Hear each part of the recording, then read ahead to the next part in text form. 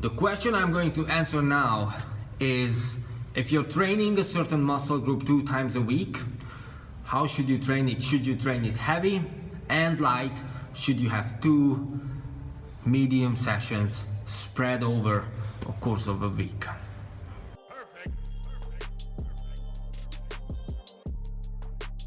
Look, the way I do it is, and I'm looking at the right because that's where the blackboard is, where I keep the training program written for the classes. The way I do it, I have 3 types of training incorporated into one program. One of them is heavy. One of them is a progression from 5 sets of 5 to 8 sets of 2 in the course of 3 weeks. So the first week, the certain exercise, pick whatever exercise you wish, would be 5 sets of 5. A second week would be 6 to 7 sets of 4. And the third week would be 8 sets of 2 to 3. The reason I keep 2 to 3, because athletes sometimes get scared if they have to lift heavy weights. So it's sometimes you need to prove them that they are able to lift heavier stuff. So if there's someone who you know you could be floor pressing with 95 pounds dumbbells in each hand and they are scared to pick it up, you might want to start them with 80 or 85 and let them to do 3, right? And then you can reason saying that you did 3 with 85, you should be able to do 2 with 95, so shut up and do it. And they will usually follow suit, so it works pretty well. Now, that's one type of the training I use. So this is pure strength training. The goal is to develop neurological inhibition, to develop the activation of the muscles, so you're not necessarily growing, but you're growing stronger. Second type of training I would use, and I do use, is hypertrophy training. So that is anything above 10 repetitions, sorry, anything above 10 repetitions, and it goes from 3 sets to 6 sets depending on the program. Some programs are quite busy, so then I would use very heavy, very short sets, not longer than 10 seconds, and I would use a lot of them. So that means 6 sets of 10 of a particular exercise, so to say. That is evil, by the way. It's very effective. We'll get back to this later. And then the third type of training is cardiovascular training. I just hide it in the circuits. So you would be doing 4, 5, 6 different exercises to be able to rest certain muscle groups or certain movements. I call them movements, you call them muscle groups. I'll explain the difference soon and why you should think muscle groups instead of movements instead of muscle groups. So you would train 5 or 6 different movements, so you have time to rest each of them, but your cardiovascular system is constantly working, so you're gonna spit your heart out after like 3 to 4 rounds. You probably have 5 to 6 to complete. So there is a huge amount of cardiovascular load hidden in the program as well. So that's one way. That's the way I design the programs, right? And so because I'm thinking of movements, I don't really thinking of muscle groups, it gives me a lot more flexibility to play around with the muscles themselves. So for example, a pull-up involves the pecs just as much as the push-up does, but a pull-up is a pulling exercise, a push-up is a pressing exercise. So if you're thinking about muscle groups, right, you cannot put them on consecutive days, but if you're thinking about movements, you can put them on consecutive days. Now, you probably know me enough if you have been watching my videos to say that, hey dude, it sounds good, but science is science. So what does the science say? Science says that you should be thinking about movements. Because if you take an example of a pull-up of a Graviton machine, which I cannot show you because I don't have a Graviton machine, or a rubber band assisted pull-up, for example, versus an actual free pull-up where you're hanging in the air, and you do research on the activation and the neurological features of the exercise, you will find that the pull-up is a closed chain exercise. That is, your feet is in the air, you're closing the chain by pulling, you're pulling your torso, you're pulling your body towards something. And the pull-up in the Graviton machine or the band assisted pull-up is an open chain exercise. That is, you're supporting your feet on the ground. Whenever your feet is on the ground, your nervous system tends to think more like standing and not so much of pulling. So the phase of the exercise, the two exercises are out of phase with each other, 180 degrees. When you're pulling and your feet is unsupported, hanging in the air, you need to generate stability through the arms and through the shoulders, through the thoracic spine, to be able to pull your torso up. If you're pulling but your feet is on the floor, you can generate that stability from the ground up. And guess what? If you can generate stability from the ground up, you will generate stability from the ground up, because that is the way your body is designed to work. So you're putting it into a much more comfortable environment, which is not bad, but you will never be able to learn a pull-up with the use of a Graviton machine. Trust me, I've run a short experiment when I lived in Scotland, and I tried it for a year. I used Graviton machine, band assisted pull-up, seated lat pull down, and the pull-up, right, to try to increase my pulling. And I got pretty fucking strong in the lat pull down. I got pretty fucking strong with the Graviton machine, but I couldn't increase my pull-ups. It didn't work any faster than it does when I'm using the bar 3 times a week to practice my pull-ups. So supporting your feet doesn't help. And why am I saying this in the middle of this video? Because if you understand this concept, you'll understand as well that thinking of muscles during the designing phase of your training program is running a big risk of developing dysfunctions down the line.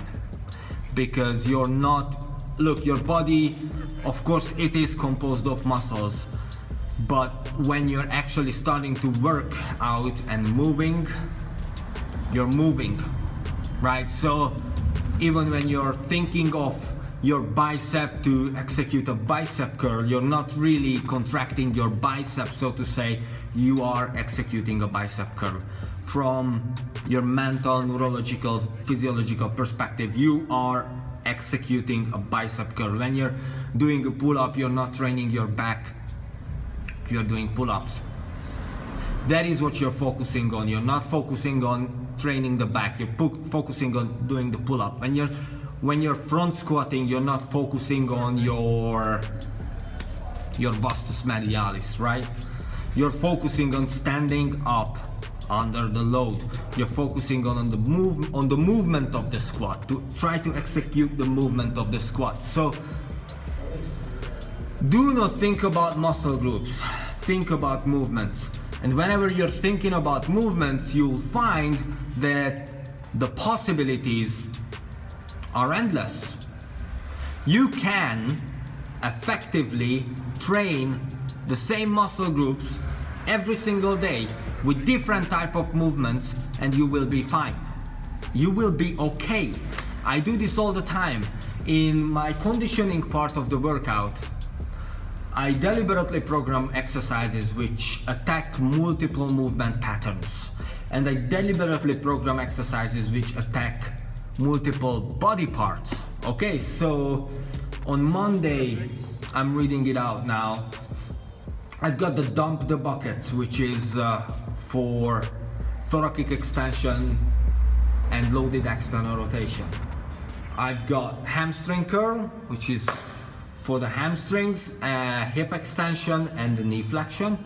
I've got squeeze raise, which is a chest exercise, right? You're squeezing a plate together and you're bringing it up overhead all the way you can. I've got the walking lunge, which is a leg exercise. And I've got a straight bridge, which is, again, hip extension, posterior chain. You can call it a leg exercise, lower body exercise. So I do have 3 lower body exercises for different parts of it, and I do have 2 upper body exercises, and this is a leg day. But if we take a look at Tuesday, I've got a shoulder block, a shoulder torture. I call it shoulder torture. It's a group of 4 exercises for the delts. I've got a bicep curl. I've got a squatting row, which is similar to a seated row, which you would do in a machine, but we do it with the rubber bands and you're not seating, you're squatting. And I've got a 1 arm, 1 leg press, which is you've got a rubber band on a vertical pole, you stand in front of it, the pole is behind you, you get on 1 leg and you, with the opposite hand, you press it forward like you're boxing. So that's a strong cross pattern training and balance training movement. It helps you to develop coordination, to develop your cross pattern. But the point is that on Tuesday again, I've got 1, 2 upper body exercises and 1, 2 lower body exercises. Then Wednesday it's mostly core. Thursday, let me see, presses, front squats. This is just a conditioning, this is not the heavy, that's regardless of presses, front squats, floor flies, and shoulder raises. Again, upper body, lower body, upper body, upper body. Then Friday, overhead walking lunges. So that's a compound exercise, but mostly lower body. Hamstring face plant, which is hamstring pendulum in its original name. And so that's a lower body exercise. We've got the box calf raise, which is again a lower body exercise. We've got back throws, which is an explosive compound but mostly upper body exercise. So the point is that in consecutive days I'm mixing upper and lower body exercises into each other in the conditioning part of the program because I'm thinking of movements. Okay, so I think when you're trying to design your program thinking about muscle groups, you're making a fundamental mistake of limiting your own choices, because within this program I just read up for you, I'm training muscle groups in consecutive days, and I'm training them intense and I'm training them hard. Okay, I mean, look, a heavy front squat trains your shoulders, trains your triceps, trains your biceps, and yes, trains your pecs as well. You're training your scapular retraction, you're training your thoracic extension, right? That's a heavy front squat. Now next day, if you think about your muscle groups, you shouldn't be able to do rows. But when you think about movements, you're able to do rows. And guess which one is right? You're able to do rows next day. You are, because from the neurological perspective, from the way you as a human perceive and execute movements, it's different. So after front squat, you should be able, and you will be able, to be strong in a bent over row.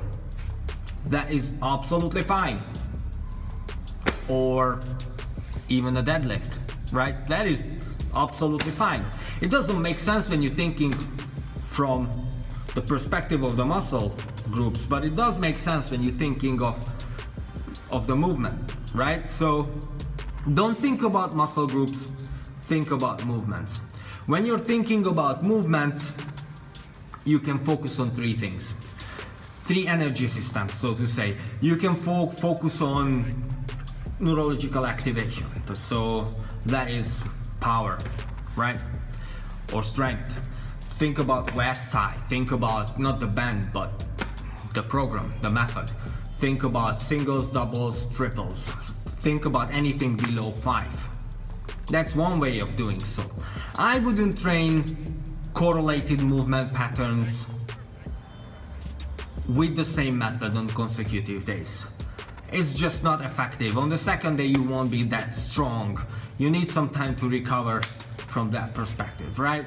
Then you can think about hypertrophy, which is a higher number, anything above, I would say 7 repetitions up to 25. That's hypertrophy. You're training for hypertrophy, you're breaking down muscle cells. Now you're not using as much APT in the system, you're using a lot more lactic acid. You're breaking down muscle fibers to build the volume of certain muscle groups associated with certain movements. Then, so that is something you could do on a consecutive day. So let's say you're training, I don't know, pull-ups on day 1 and you're training them heavy. And then the second day you would train deadlift and you would train hypertrophy, right? There is a lot of overlapping body parts, muscle groups within the two types of movements. You might find that in the deadlift you're weak because you did pull-ups yesterday, but when you're actually going down for hypertrophy, you're still okay. And then the third one you can use is, how is it called? Cardiovascular. Yes, I don't use this word too often in this gym, so I don't always remember it, but it's cardiovascular. So that's like, you know, from 25 to 700 repetitions or 15 million repetitions or whatever you decide to do. Go for a run kind of thing, right? How many steps you do when you go for a run? Definitely more than 20, right? Definitely more than 25.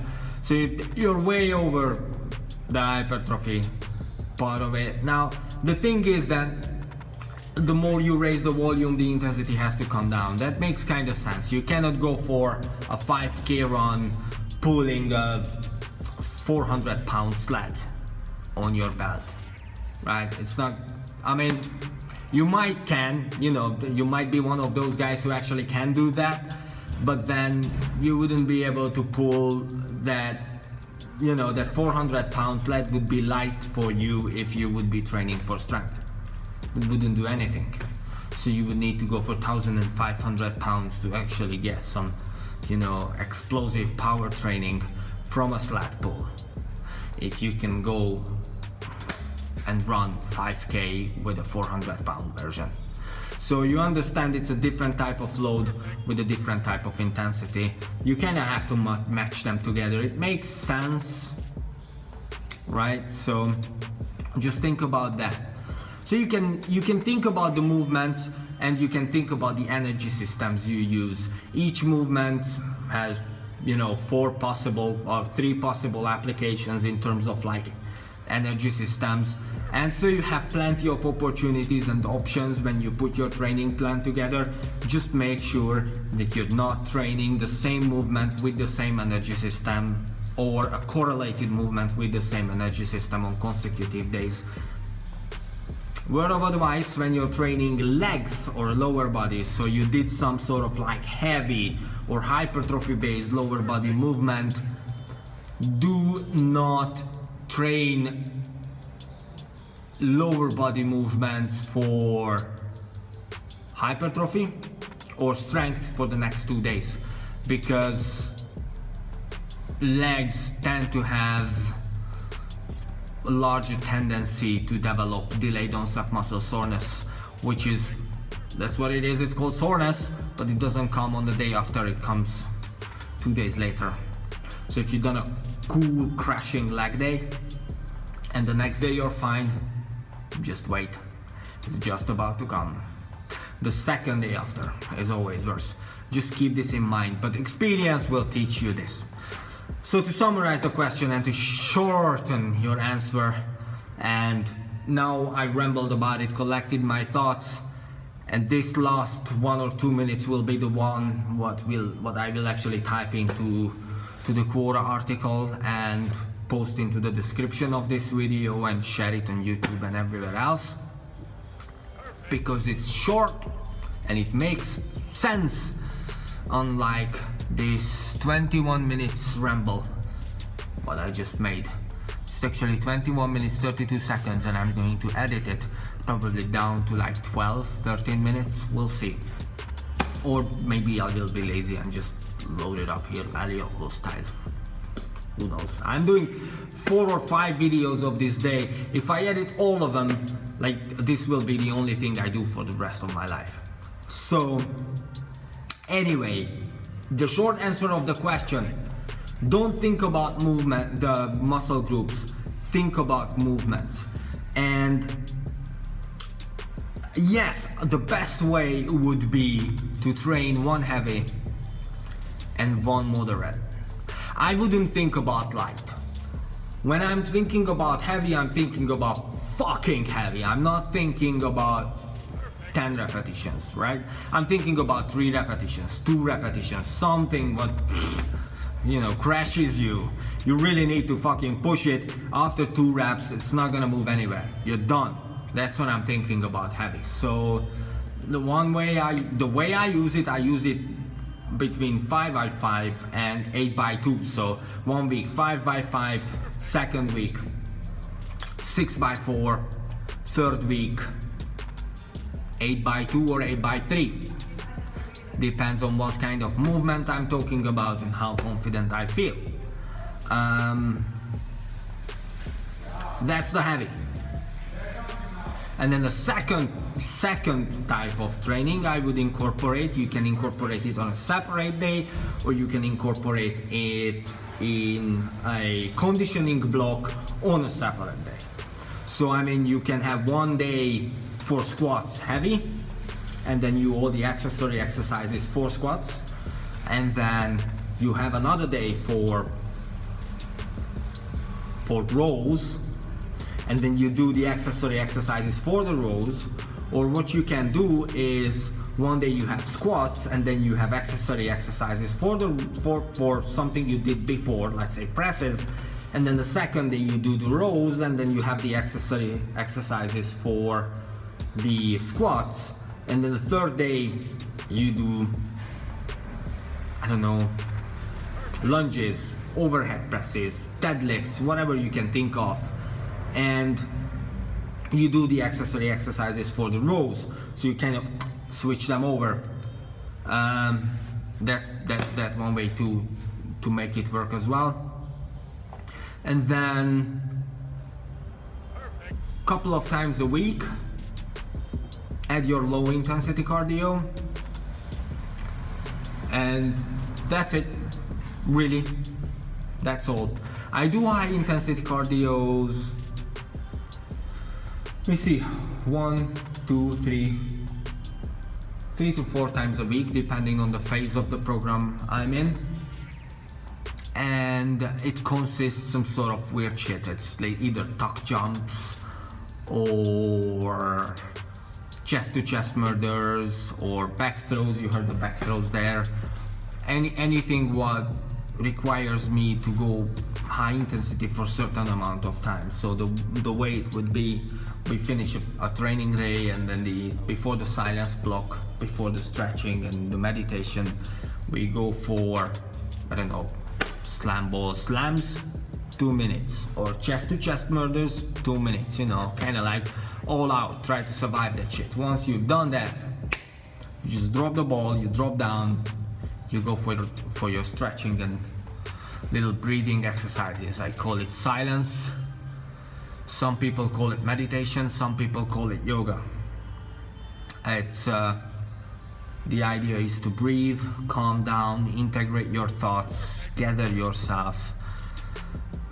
You just tired out your body, so you need to sort of like give it a little bit of time to catch up, to recover, and you give some time to your mind as well to catch up and to recover, so your soul, your mind and your body can kind of integrate into one with the experience you've just pushed yourself through, called training session. Anyway, hope it all makes sense. If you like these videos, make sure to subscribe to the channel. I don't want you to join the notification squad. I want you to shut all of the notifications off and just focus on whatever you're doing in your life. And ask me the questions on Quora, or comment the questions into this video. Make sure to share the hell out of this, because these are pretty good questions and a lot of people are asking them, and alone I don't have the power to reach everyone. So make sure you're sharing, you're commenting, and you keep asking, and hope for the best that I have the time to reply to your question. Thank you for watching. Have a good day.